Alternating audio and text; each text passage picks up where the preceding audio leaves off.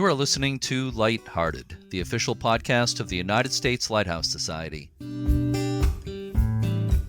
My name is Jeremy D'Entremont. Welcome. My co-host today is Cindy Johnson, Chapter Leadership Committee member and award-winning volunteer for Friends of Portsmouth Harbor Lighthouses. Hi, Cindy. Hi, Jeremy. This is March 26th, 2023, and this is episode 218 of Lighthearted. In a few minutes, we'll hear a conversation I had with author Lenore Skomal and filmmaker Nico Raineau about Ida Lewis, who is probably the most famous lighthouse keeper in American history. First, has anything interesting happened on this date in lighthouse history, Cindy? Yes, on March 26, 1790, Congress passed an Appropriation Act authorizing, quote, a sum not to exceed $147,168.54 to be collected from duties on imports and tonnage to build a lighthouse on Cape Henry, Virginia, and to cover other expenses stemming from the act for establishment and support of lighthouses, beacons, etc., unquote. It was the first appropriation passed by Congress that was specifically for lighthouses. Yeah, that act was kind of a mouthful, wasn't it? There? Yes. Yeah. But Cape Henry Lighthouse in Virginia was established in 1792. The original tower there was damaged in the Civil War. A new lighthouse was built nearby in 1881, and both lighthouses still stand fairly close to each other. I know you're pretty familiar with them, Cindy. You've been there. We talked about it not long ago on the podcast, right? Yes, we did. I had a chance to visit and climb the old Cape Henry Light several years ago, and it provided a great view of new Cape Henry Light. So I'm sure many of our listeners, probably most of our listeners, are familiar with Ida Lewis, again, one of the most famous lighthouse keepers in American history. But let's start with some background on her. So let's tell everybody about Ida Lewis and today's guests. Sure, Jeremy.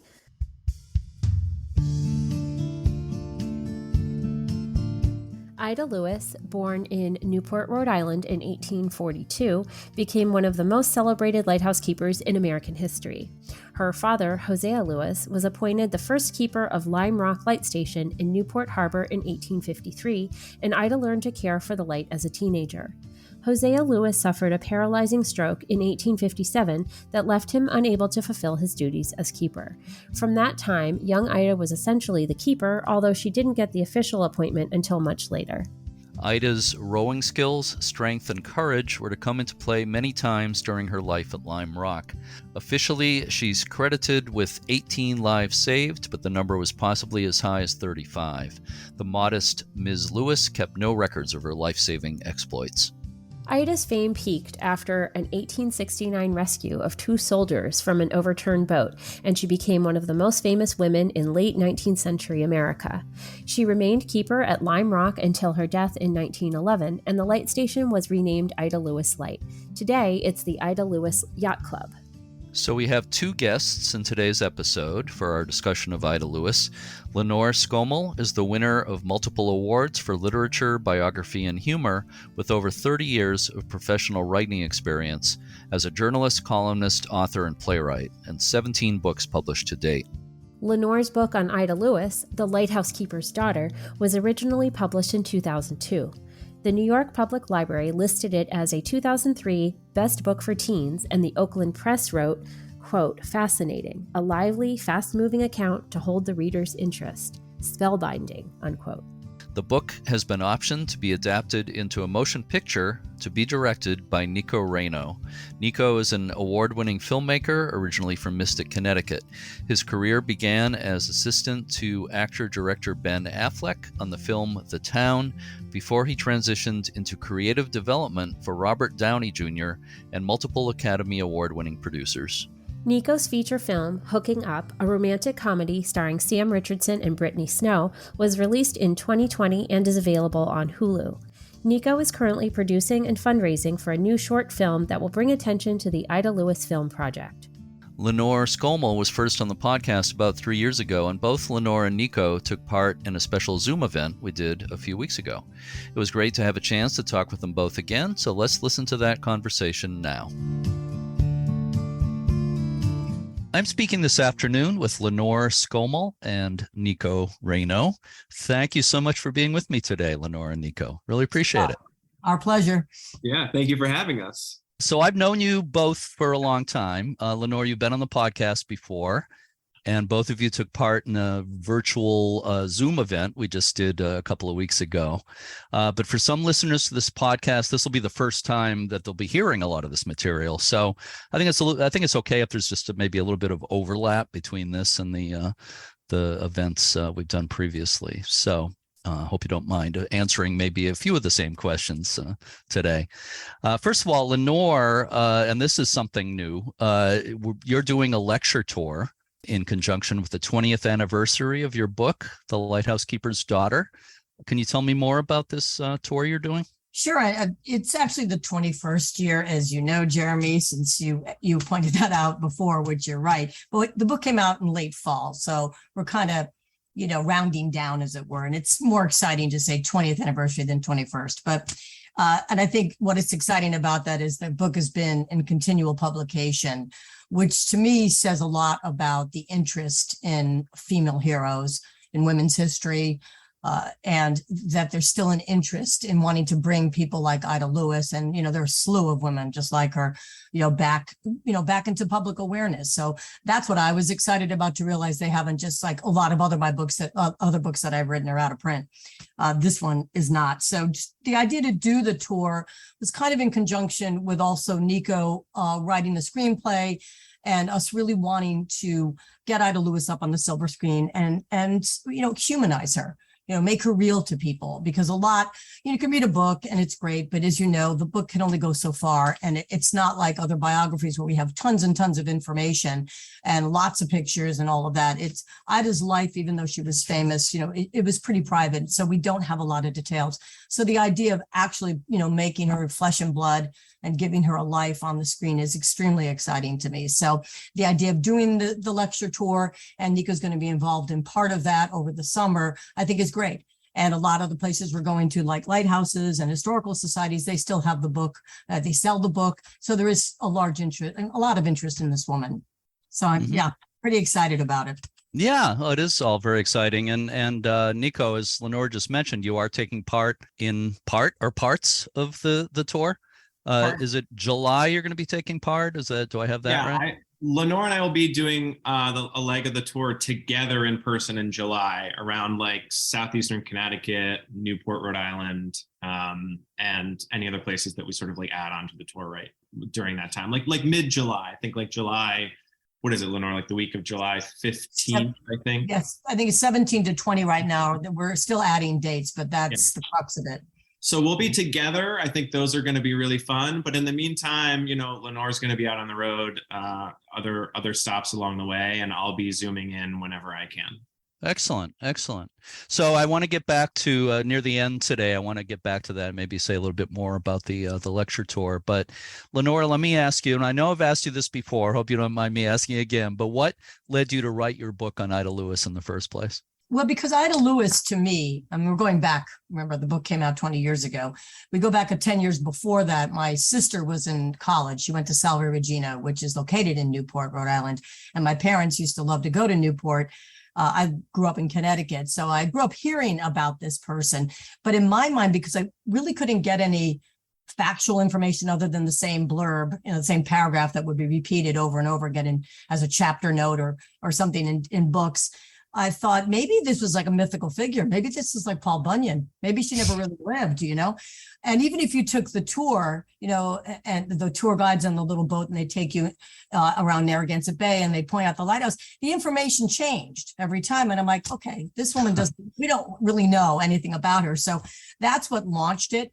And so in conjunction with talking to my publisher at the time, they love the idea of a strong female heroine. And I don't mean strong like Eleanor Roosevelt strong. I mean physically strong.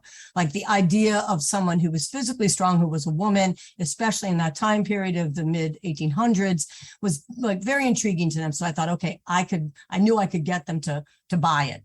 And that was important to me, obviously. So that's what launched the interest. And then the more initially, honestly, it was going to be about Kate Moore.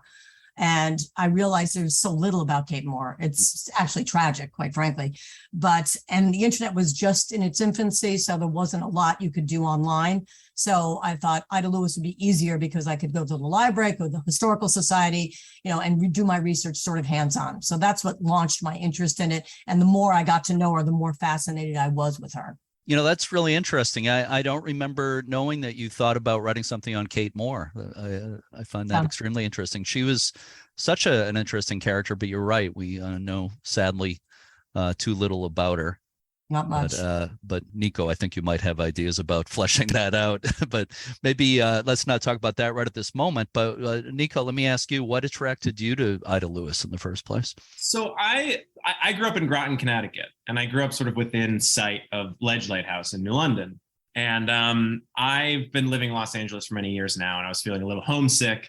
And I think at one point I picked up a book about like life-saving along the Connecticut and Rhode Island coast. And it was the first time I had ever read about Ida Lewis or heard about Ida Lewis. And I was so taken with her story.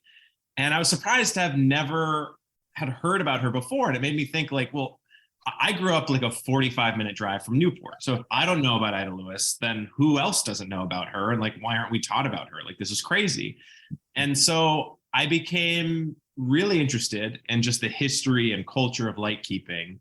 And I spent about a year just like reading everything I could about it. And that's, Jeremy, when you and I met, because I started reaching out to a lot of like authors of books that I'd read just to like have more conversations. Because I became really inspired to try to make a film that took place in this world and that sort of reminded us of this kind of forgotten piece of particularly American history. There's so much heroism and rich color and texture of the people and their stories and families and everyone who kept the lights. And I became kind of overwhelmed trying to figure out like, how do I put all of this into a film? And that's why I wanted to have conversations with people like you, Jeremy. And I remember I chatted with Eric J. Dolan at one point, and just a lot of other authors. And all of our conversations kept bringing me back to Ida Lewis, as in like, why would you try to create a composite character when there's this real person whose story is incredibly compelling and kind of emblematic of the time? And I think what drew me to her, and I think what draws so many of us to her, is I think Ida's story is both quintessential and extraordinary at the same time. Like, many women kept lights in anonymity, but I think what makes Ida's story special is that there's something that sort of encapsulates that era and that experience for women that points at kind of like the blatant hypocrisy of sort of patriarchal thinking, I think, of that time. She became the poster child for like lighthouse keepers in America at one point. She literally was then and is now kind of the most famous lighthouse keeper in America. And the men in power in that time had no problem with her being the most famous keeper. Yet it still took them 10 years to make that official. Right. And even that took considerable bureaucracy. So there's something about her story that feels very relevant and also very remarkable, that feels like emblematic of her time, but timely for us as well, that I think makes her story sort of ripe for telling now. And I think the fact that we've kind of forgotten about her is a tragedy. And I think part of what Lenore and I continue to do through wanting to get this film made, and I think that's why I think Lenore's book is still in print and so successful, is that I think when people learn about her, there is a desire to learn more, to try to keep her spirit alive. So those are all the things that I think really continue to inspire me about her. Yeah, well, that's great. You've obviously given this a lot of thought. I love everything you're saying. So Lenore, as you said a little while ago, and actually Nico, you kind of said it too, Ida was a very quiet and modest person. We don't know a tremendous amount about her private life, but Lenore, I think in your book, you're able to kind of fill in some of the gaps in our prior knowledge of Ida. How were you able to do that? And secondly, do you feel you were able to close a lot of those gaps? I tried to, let's put it that way. Obviously, there are many, many more the question marks than there are answers. In doing the research, obviously, I relied heavily on secondary material, newspaper articles, things like that.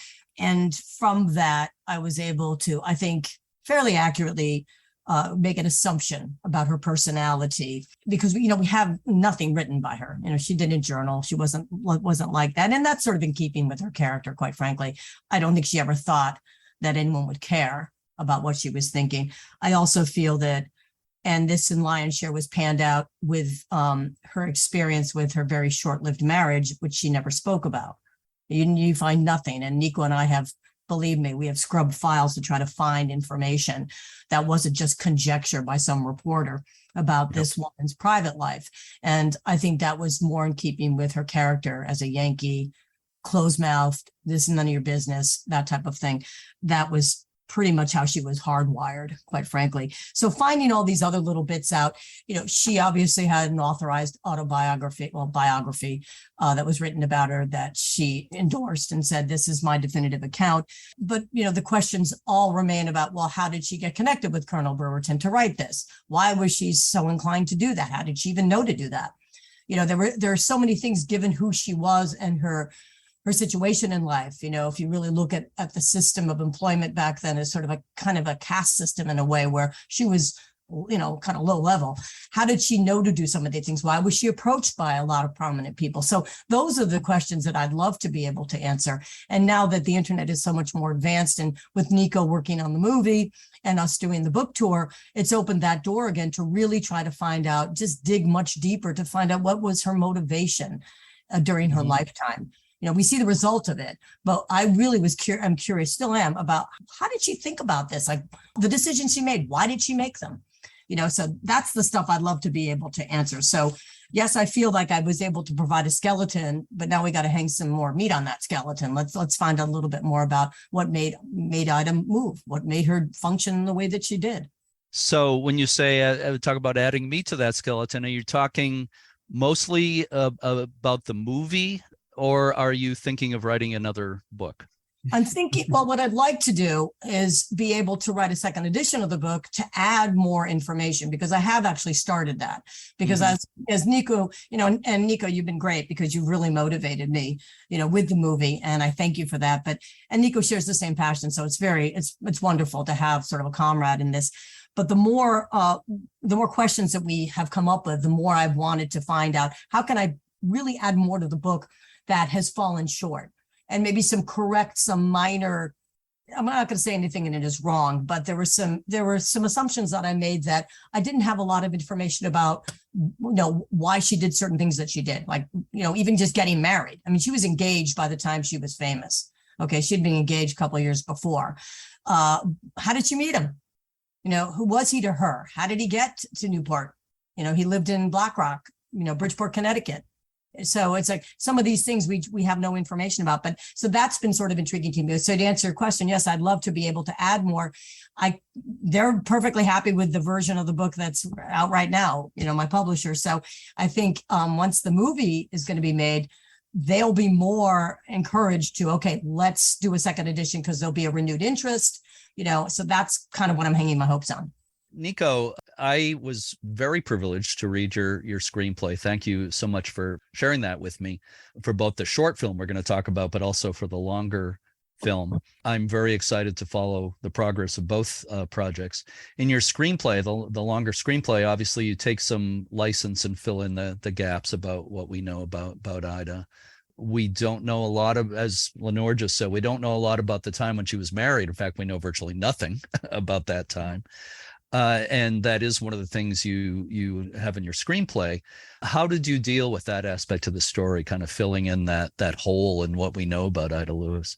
Yeah, well, first of all, thank you for reading it. Obviously, like your input and feedback is really valuable. And yeah, I think first of all, I just want to say that I think creative license is paramount anytime you're adapting non-fictional material. I think it's important to remember that I'm not a historian, right? Like I'm an entertainer. So my goal is to be true to the spirit of Ida's life, and to get as much as possible historically accurate. But my goal is to tell a compelling story, right? So I need her to be an active protagonist. So like even in my story, I have Ida kind of doggedly pursuing official appointment.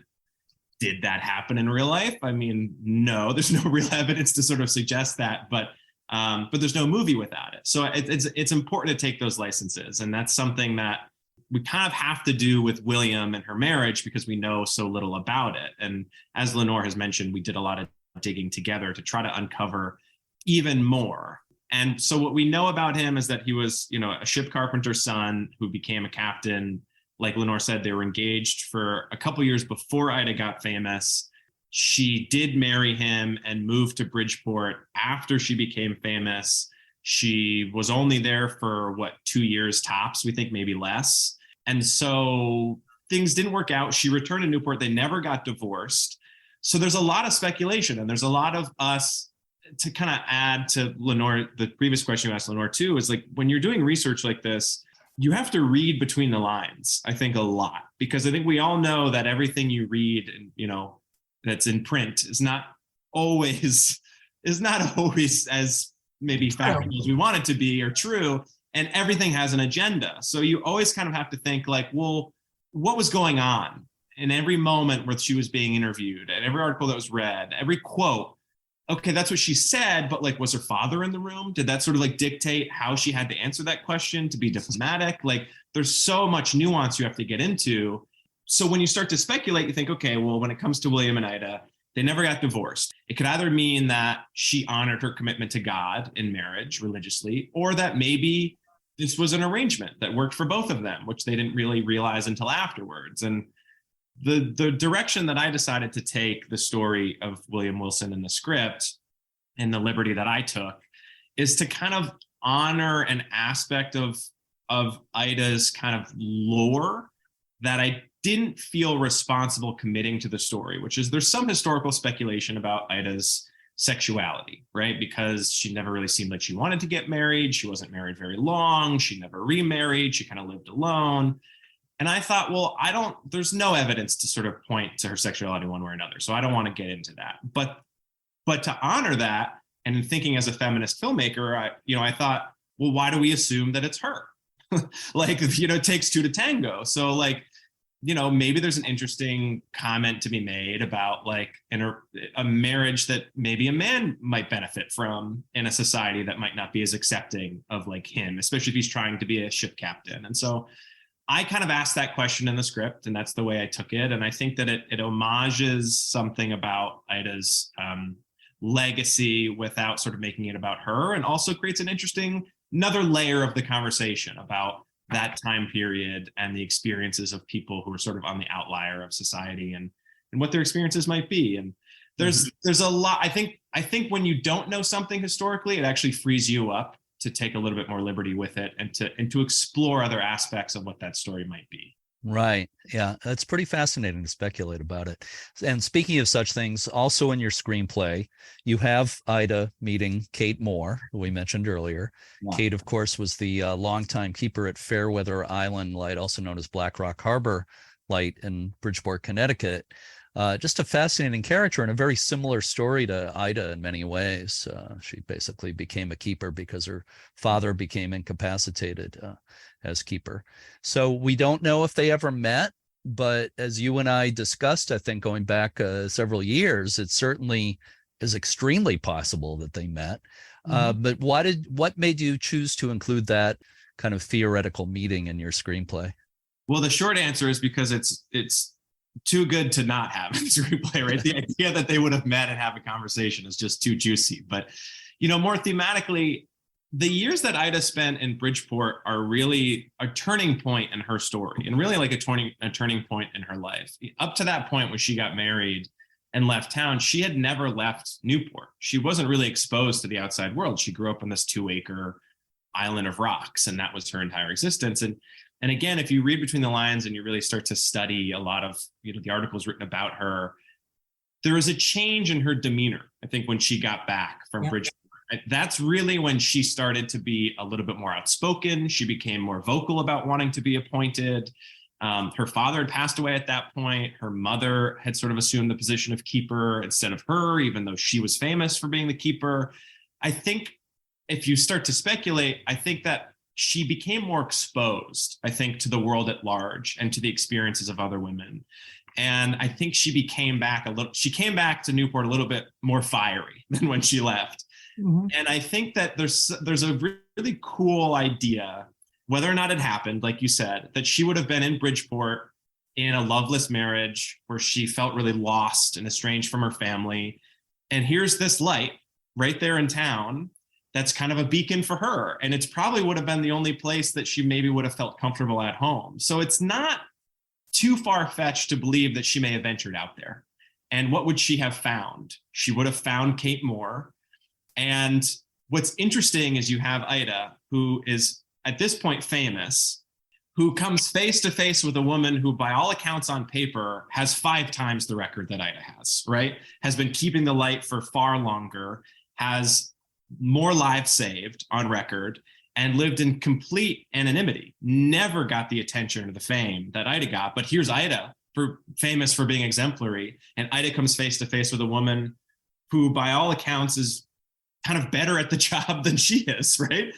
And so I think being exposed to that would have been a major turning point for her. And in terms of me sort of writing a screen story about Ida, it serves as a thematic turning point in terms of how she decides to take this spotlight she has on her and use it in a way that maybe she didn't before then, either to appoint herself or to kind of, maybe politicize her position a little bit more before. And so it's both fun to imagine what their conversation would have been like, but also thematically from a narrative perspective, I think it's kind of a vital story point that kind of just worked. The fact that Kate Moore would have been there, and that's just like, it just happened to be where Ida ended up living for a time, is really sort of fascinating anecdotally in terms of history. Yeah.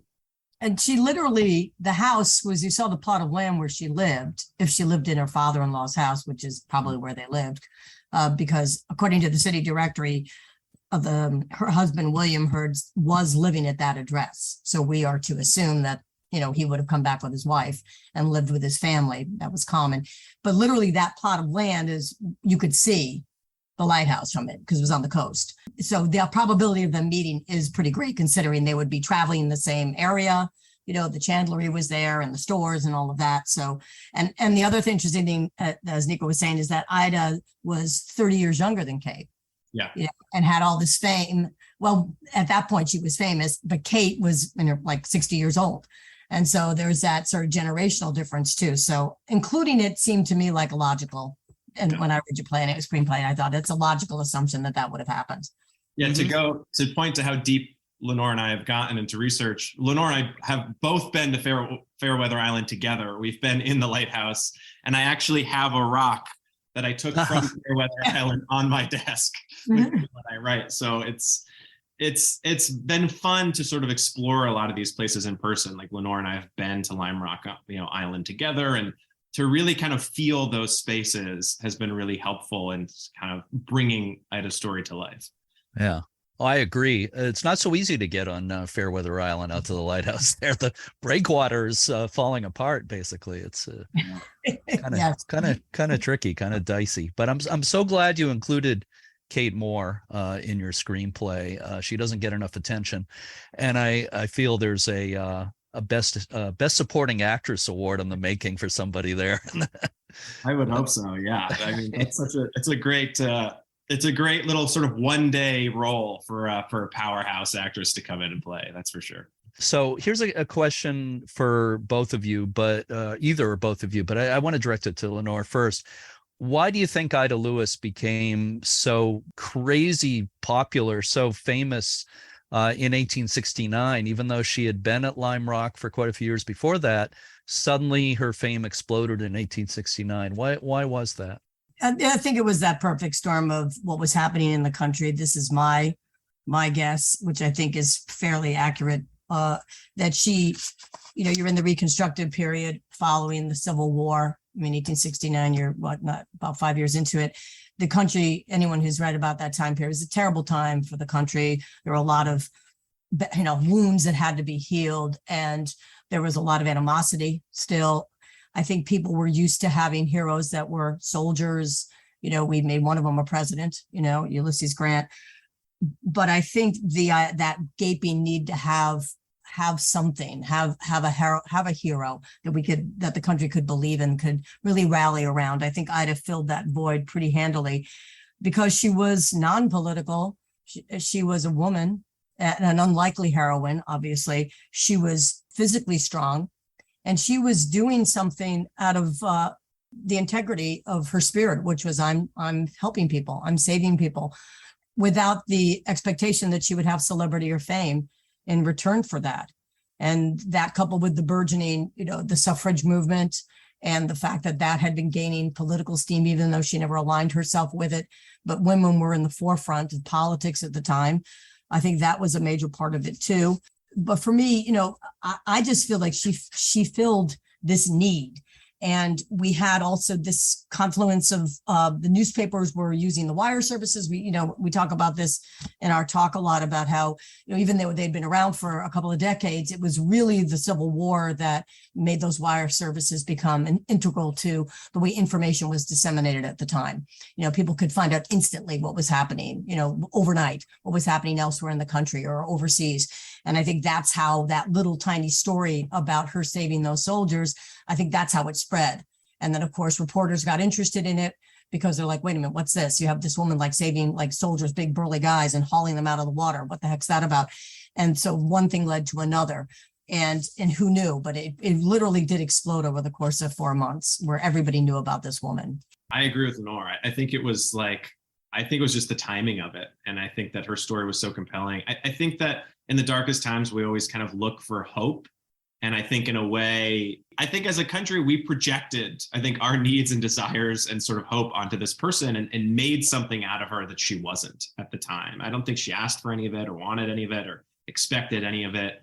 It's almost like her story was taken from her, and we kind of determined what her story was, for better or worse, But yeah, I think she was just a product of the time and just got swept up in it. You just made me think that in a way, maybe both of you are kind of giving Ida's story back to her in a way, giving her a more authentic portrayal, even though you're largely somewhat fictionalizing it. It's still true to her spirit. I hope so. I think in a way, yes, I'd like to think so, but in a way, we also just might be part of the lineage of people who exploiting her in her story and exploiting her. I hope not, but I hope not. I think we're trying to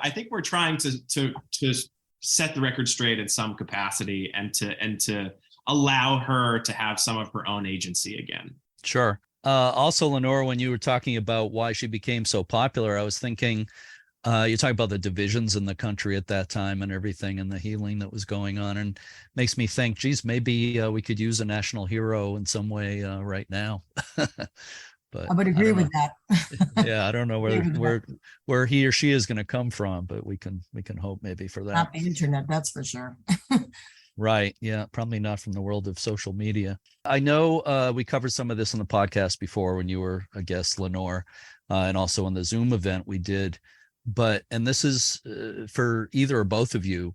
And we don't have time to talk about all of Ida's rescues, but maybe for people who might not know a lot about her, just one or two or maybe three of her rescues that you think are most interesting and memorable. Would either of you like to describe them? I think her first rescue is worth mentioning. She was 16 years old and she saved 4 boys her same age who were drowning. And I think just thinking about that is a great entry point into who Ida is and her legacy. The fact that this 16-year-old girl was able to sort of rescue 4 of her peers who then were so embarrassed they didn't tell anybody about it, that they had been rescued by a girl. And I think one of the best anecdotes about that story is years later, after she became famous, one of those boys, who then was a man, was buying like a souvenir of Ida Lewis's years later and admitted only then that she had saved him. And then one of the other boys apparently was a pallbearer at her funeral. And I think that that's remarkable. And can I add too that this is a metaphor for her life, because she at 16, as I said, there is this big gap between who she was and the boys that she saved. These boys were sons of very wealthy people in the town. And so she saves these guys and they're like, we don't want to acknowledge you. Then later in life, they're like, okay, now we're going to acknowledge this. But it's sort of the story of her life. Even though she was embraced in a sense by, all of these robber barons that came, to Newport. She was visited by them, the Vanderbilts, the Astors. She really was like a tourist attraction. You know, they never really gave her the respect that she deserved. She was never invited to their homes to have a dinner or tea or any of that. So it's sort of interesting that she was so instrumental, even to our country, as this national hero. But yet, you know, did we ever give her that respect that she actually deserved? You know, it's something that Nico and I talk about a lot. I think her most famous rescue was the one that won her the Congressional Life-Saving Medal, the 1881 one. And that was the one that I felt, because we have the deposition, because they deposed her sister and her mother and the two soldiers who she rescued, that we know for a fact. There's no embellishment by the newspapers, and she would have never embellished it. But, you know, the newspapers had a tendency to, you know, add all kinds of, you know, glitter to her story that wasn't really accurate. But there were two soldiers that were coming across. They were cutting across the bay to go back to Fort Adams, which is located on this peninsula on the opposite side of where Lime Rock Light was. And it had been frozen over, but they fell through the ice. And then so she ran out barefoot and rescued both of them with a clothesline.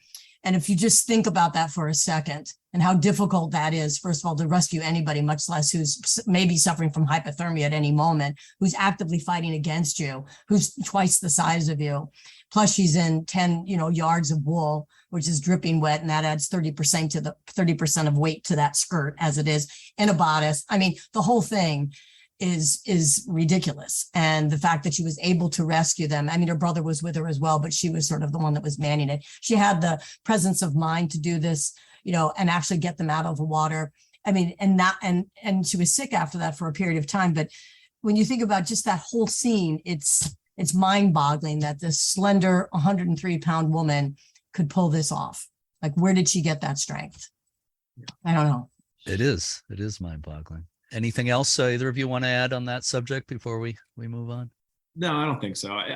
The only thing I guess I would add is also that she never really thought twice about running out to rescue these people. And that's part of what's so remarkable too, is, you know, she was quoted as saying, like, I would have done the same as anyone. But it makes you think, like, would anyone have done that? Like, what compelled her to be so selfless and to put herself in grave danger to rescue strangers again and again and again?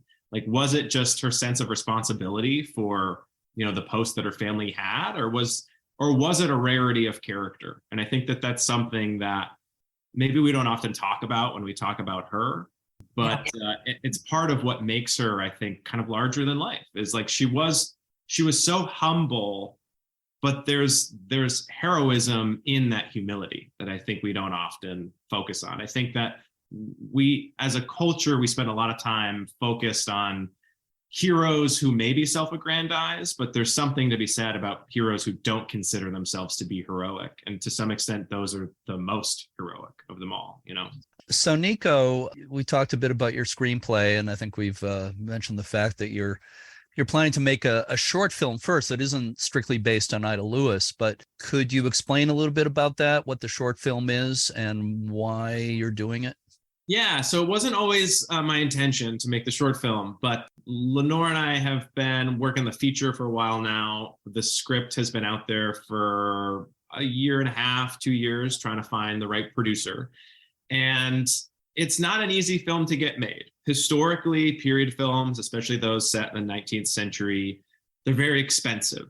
And unless you are, you know, Steven Spielberg, or you have a deal at Netflix where you can make something period, but you can throw historical accuracy out the window to make it kind of poppy and fun, it can be very hard to make something historical at the scale that I envision with the sort of commercial viability that I want. So we're playing the long game and needing to find the right home for it, which is the case with a lot of these stories. You know, it took Steven Spielberg years and years and years even to get Lincoln made. And that's Steven Spielberg with, you know, the most famous person in the 19th century. So it takes a lot of patience, and it takes finding the right partners to make these stories. And I realized that, especially now in sort of the, you know, post-COVID era of the industry, there's a lot of uncertainty. And I think people are keeping their the purse strings really tight. And so the best way to demonstrate that we can make this film for a responsible price And to do it well is to go do it ourselves and to sort of to essentially show people what we're capable of and what we have access to and the passion that we have to tell this story. So that's why I've decided to make a short film. I don't want to make a short film version of the feature-length film about Ida Lewis. I want Ida Lewis's story to be her own thing, and I want that to be the feature film. So what I've decided to do was, again, kind of going back to my original inspiration about like there being so many stories of compelling people in the history of lightkeeping, and to make a kind of composite character that is kind of an amalgamation of Ida and Kate Moore and Abby Burgess and all these other kind of like notable female keepers, and to tell a story that is about kind of their experience and shared experience, but to do it in a commercial, compelling way that also points to some of the other things we've discussed, just about outliers in society and sort of fighting against, patriarchal government systems, and to do that in a nuanced way that feels compelling and is a companion piece to the feature that we want to make. So we'll be sort of talking about that on our book tour, and going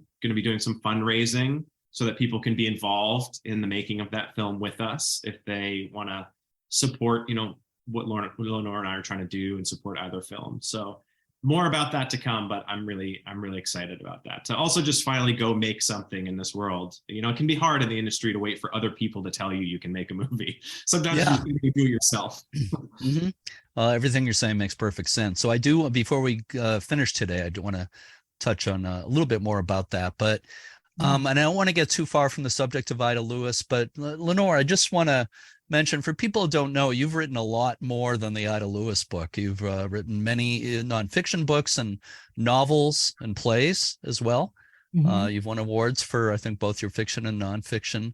And I'm very interested in your playwriting, and you're involved in something called the Broadway Bound Theater Festival. Can you just say a little bit about what that's all about? Oh, absolutely. Thank you. Yeah, we actually, my husband and I founded Broadway Bound when we moved to New York City, which was in 2016. And Ida was, my first book. And that's why she's like the firstborn child. My heart will always be with Ida. But when we moved to the city, I decided, I took a couple of master classes in playwriting. It was always interesting to me to sort of expand my skill set into, another field. And then I just adapted. I adapted a couple of my novels to stage, and one of them we put up in 2019 off Broadway, and we had a pretty successful run. It was an 8-week run, and it was right before COVID. So thank God, because it was supposed to go up the next year. I was like, oh boy, talk about timing, right? So, and that did really well. It was a comedy, and it was called The X's. And that's what my focus has been on, is licensing that play to community and regional theaters, sort of getting into the producing end of that. We started Broadway Bound because my first experience with getting a show up, which was another adaptation of mine called Bluff, I submitted it to a festival, which is sort of similar to what you see with film festivals, except it's different on many levels. I won't go into all of that. It's just the play experience, at least in New York City, which is where I was doing it. The festivals really don't do much to prepare you for that experience. So long and the short of it is, you put your show up for 3 particular performances. You act as the producer of that show. So it's the casting, it's, getting the sets, all of that, which as a playwright or anybody who considers themselves just a writer is in a whole nother world. It's the other aspect of plays.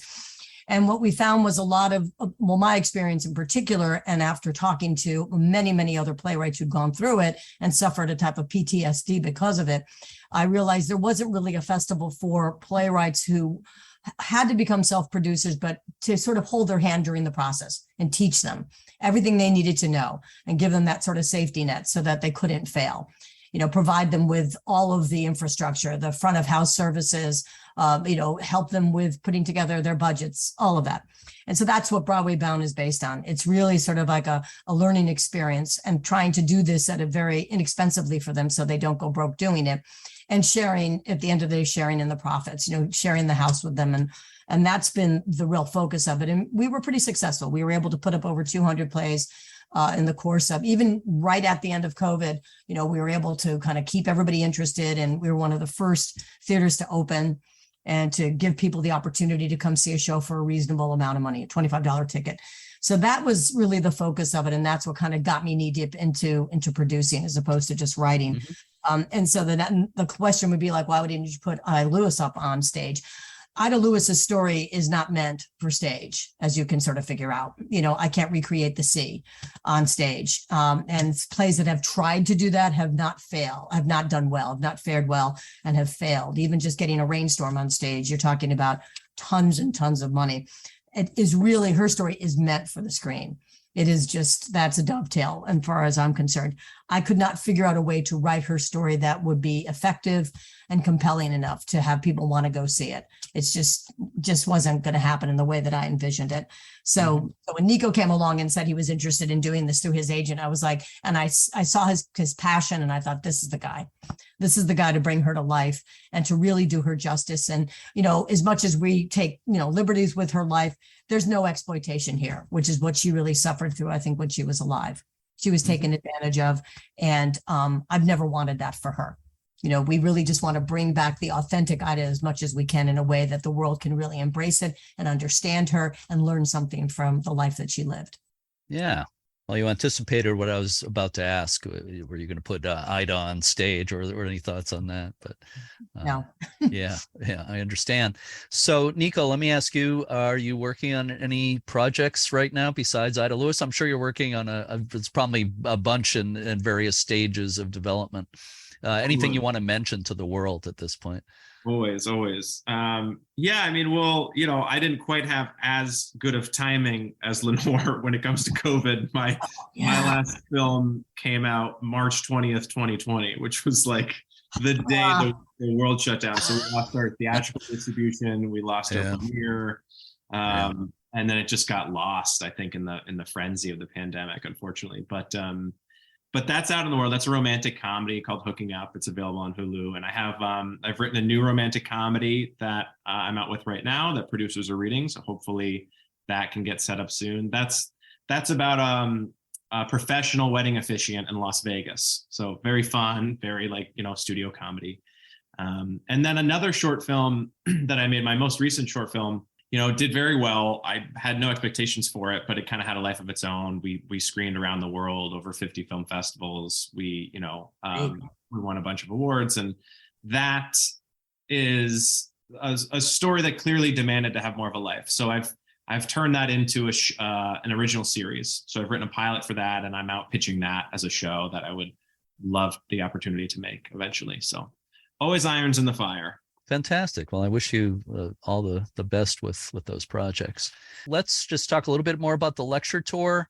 Sure. And is the schedule posted anywhere yet, or will it be? And maybe you want to mention a couple of the places where you're going to be speaking. Sure. We're still working on the schedule, but we could put up a partial one. I've been just sort of waiting. We have commitments, but we don't have specific times and dates on some of them.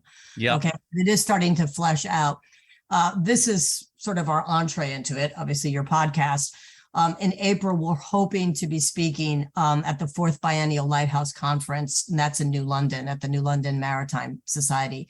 They've expressed interest. We just don't have that sort of figured out, but that would be great. We would love to do that because obviously that's our audience, to a degree. It's not just Lighthouse enthusiasts, but it's also people who are interested in women's history, for instance, or history in general.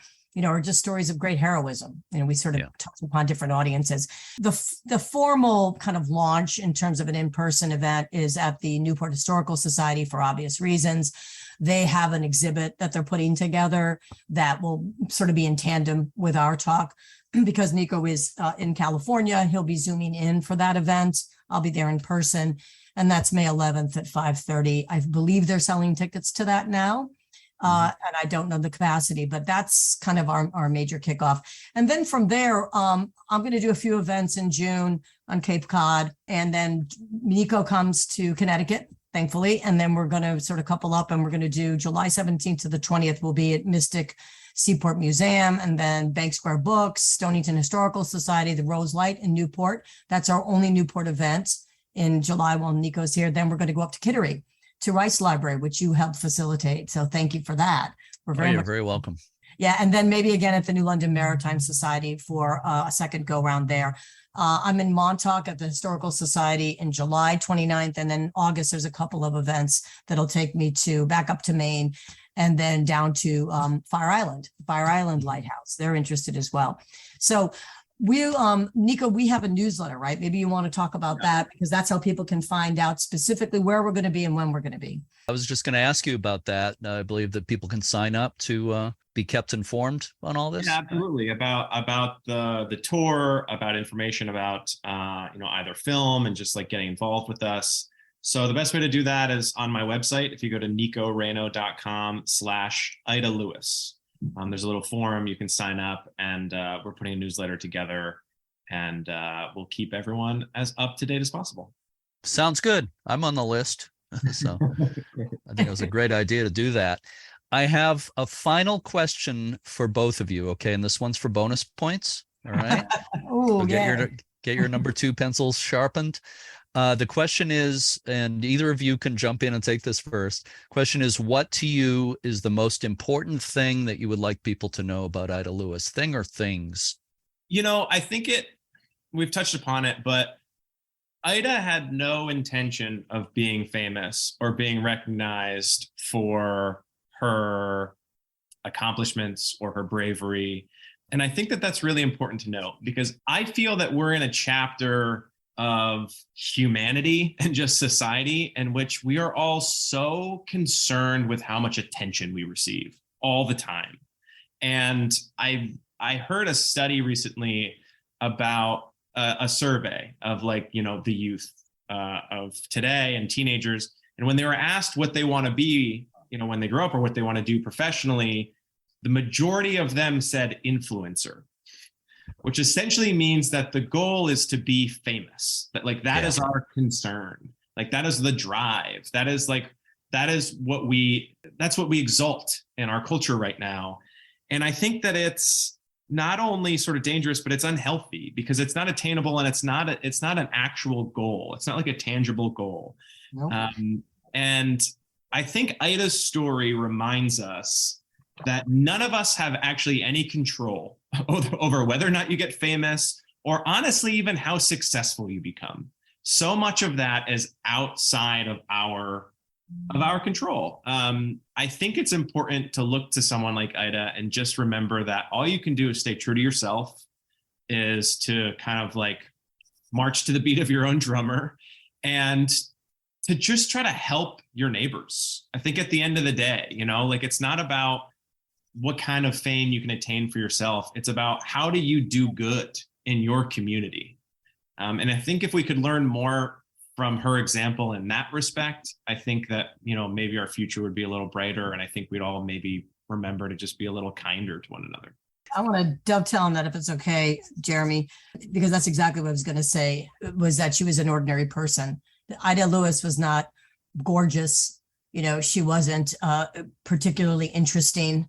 She was pretty boring, actually, very lackluster in terms of being a celebrity. And this celebrity culture that Nico referenced is troublesome for all the reasons that he said. It's what is the saying, it's what you do when no one's looking that matters. And that was Ida Lewis. If the world hadn't looked in 1869, we'd never know anything about this woman. We wouldn't be having this conversation. Her name would be just, written down in some logbook somewhere. But the world looked, and then we saw. But she really was a true hero because of the humility and the idea that whether the cameras were on her or not, she was going to do what she was going to do. And she did. And she continued to rescue people, and she continued to live out her life as a lighthouse keeper. So I think that's why this story is so important right now. That's why the film needs to be made. That's why we need to look to people like Ida Lewis, who are true heroes, because everybody's gotten a little bit off thinking it's all about the celebrity, and it certainly is not. Well, I love everything both of you just said. And I was just thinking that Ida, in a sense, was a lighthouse. Lighthouses don't exist to draw attention to themselves. They exist to help other people. And that's pretty much what Ida was all about. So, we have an occasional award we do on this podcast called Be a Lighthouse in the Community. Oh. I think what you were saying, Nico, kind of made me think about that too. So, we can all be lighthouses in so many ways. So Lenore and Nico, it's always great talking with both of you. I really enjoy this, and this is to be continued. for sure. I mean, obviously we'll be in touch anyway, but I hope to have you back. And Lenore, before we started the interview, we were talking about you did a book on the Statue of Liberty, and Yes. I'd love to have you back and maybe devote an episode to the Statue of Liberty, which of course served as a lighthouse in its early days. So Sure, absolutely. Love to do it. yeah, we're definitely going to do that. So Lenore Skomal and Nico Raineau, thank you so much. Good luck with the upcoming tour, and we'll be in touch. Thank you. Thanks, Jeremy.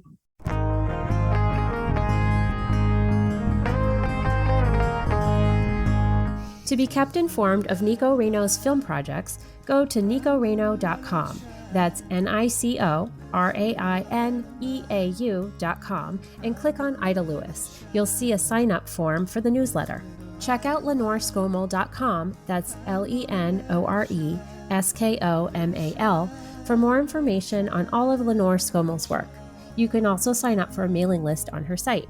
And you can buy Lenore's book, The Lighthouse Keeper's Daughter, from online booksellers. It was a real pleasure talking with Lenore and Nico, as always. They both do excellent work, and I look forward to seeing Nico's progress with both the short film and the feature film about Ida Lewis. So, Cindy, I have something else I want to tell you about. Okay. Okay. And this is not something that was in the script, so I want to get your honest reaction to this. I sprung this on Michelle recently, but I don't think you've heard that yet. No, I haven't. So this is a total surprise for me. So yeah, this will be my honest reaction. Okay. So I have an idea for something. I would call it an event, for lack of a better word. But okay. So something I'm thinking about for this summer. You know what a flash mob is, right? Of course. I do, yes. Mm-hmm. Okay. And you probably know that flash mobs, I'd say pretty popular, I would say a few years ago. Yeah, before I would say the pandemic. Before COVID, before the pandemic, that definitely put a damper on that kind of thing, obviously in public gatherings and all that. Right. And of course, one of the main ideas of a flash mob was that there were surprise gatherings where people would arrange beforehand to meet somewhere and all dance to a song, that type of thing. Right. But the general public in that place, whether it was in a mall or wherever it might be, a city square, didn't know anything about it, so they would be surprised by it. So that was part of the idea of a flash mob. Mm-hmm. Well, here's my idea. It's sort of a flash mob idea, but it's a little different. Okay. My idea is that on a certain date, and I'm thinking possibly National Lighthouse Day, which is August 7th. It happens to be on a Monday this year, so maybe it would be on the Sunday the day before or something like that. But that we'd have groups at lighthouses everywhere. My idea would be try to spread it as much around the world as possible. Oh, cool. To get either, it could be a small group, it could be just a handful of people, it could be a lot of people, or whatever, to all dance to the same song at the same time, at a certain time. But at all different lighthouses? At all different lighthouses. Okay. If people are not at a lighthouse and they wanted to do it at some other location, that's perfectly fine. Sure. Yeah. But I want the emphasis, most of the locations to be lighthouses. Right. And everybody, of course, would video the performance, and we would put together like sort of a master video, editing together a lot of these things. Yeah. And my idea for a song, which has been used by flash mobs before, it's kind of a popular song for flash mobs, is the song All Over the World by Electric Light Orchestra. Ooh, okay, ELO, yes. Which has a great beat, and it's a good song to dance to, and there's actually sort of a standard dance. There are kind of tutorials on YouTube to show you the steps and everything. So people could learn the steps and do it that way, or they can do their own thing or whatever. Sure, yeah. But the nice thing about the song is that it's easy it's good to dance to, and it's also about people having a great time and partying all over the world. All over the world, yeah. Yeah. So cool. It seems appropriate to me. Yes, I'm in. Okay. All right. Good. So you and our friend Michelle Shaw will be part of our mob at Portsmouth Harbor Lighthouse. Harbor Lighthouse, for sure. Yeah. So I'll say the same thing that I said when I announced this to Michelle recently. We can't do this ourselves, all by ourselves. So I'd like to hear from people who might be interested in helping out to organize this, and also from people who think they can put something together at their location. We want to keep track of, who's doing it and that kind of thing. Okay, yeah, fun. I like this. So I'm putting the call out. So if people want to take part, please email me, Jeremy at uslhs.org. Again, Jeremy at uslhs.org. Send me an email. Let me know what you have in mind, whether you'd like to help. And I hope to start hearing from some people soon about this. Awesome. Hopefully we'll get a bunch of people at all kinds of lighthouses all over the place. Yeah. I'm glad you're on board. Absolutely. Yeah. Excellent. So before we sign off, I just want to also remind people about the upcoming U.S. Lighthouse Society tours this season, including the one I'll be leading on Long Island, New York in May. It's May 13th to 20th. Go to uslhs.org to learn more about that and all the other tours. And of course, just to remind people, donations and memberships to the U.S. Lighthouse Society help to support this podcast. So, Cindy, I understand you have a quote that kind of relates to the story of Ida Lewis. Yes, a great one. The educator Nancy Rathburn once wrote, quote, "A strong woman understands that logic, decisiveness, and strength are just as feminine as intuition and emotional connection. She values and uses all of her gifts," unquote. Yeah, that is great. And that definitely applies to Ida and many women lighthouse keepers over the years.